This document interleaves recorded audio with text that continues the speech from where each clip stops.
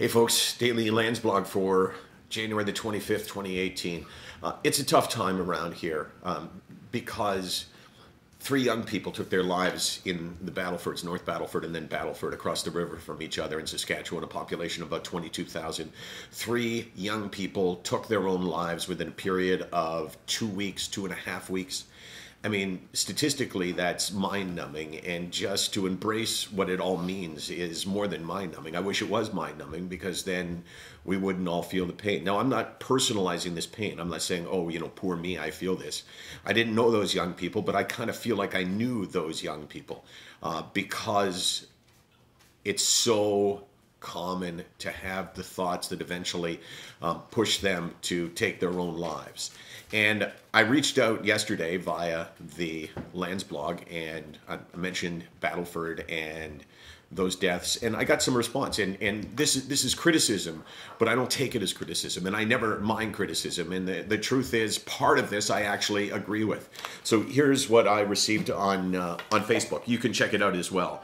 I fail to see how Michael Landsberg signaling virtue changes anything. I don't understand what that means, but this part I do understand. Speaking as a suicide attempt survivor, I know that when I stepped off that ottoman, nothing anybody could say would have stopped me. It's not nearly this simple, and yet we pretend it is. Well, Shadow.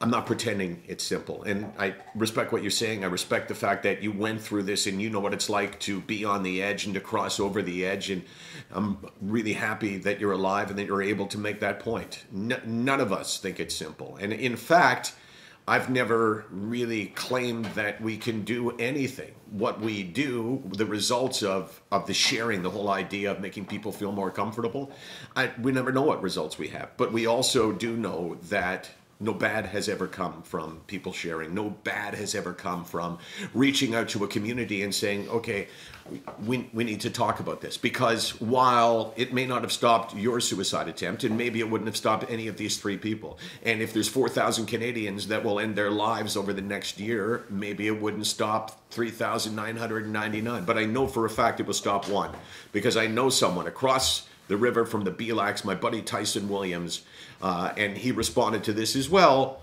talking about how hearing someone share caused him to go for help, to put the belt away, to go for help, and eventually he made his way back. And it's just, I just feel so helpless and to some extent hopeless, because we just keep taking our lives. I just want to make a difference.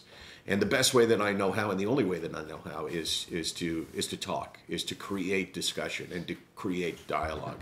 And we're going to continue doing that. I appreciate the comments, and like I said, I kind of agree with it to some extent.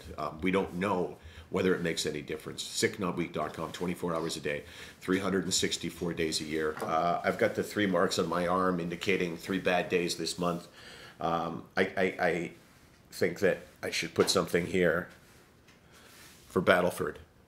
So when I look down, I realize that we have a lot of work to do. We have to keep searching. And by the way, Shadow, if you could give us a hint as to how you would help someone in that position, maybe we can transfer that to help for somebody.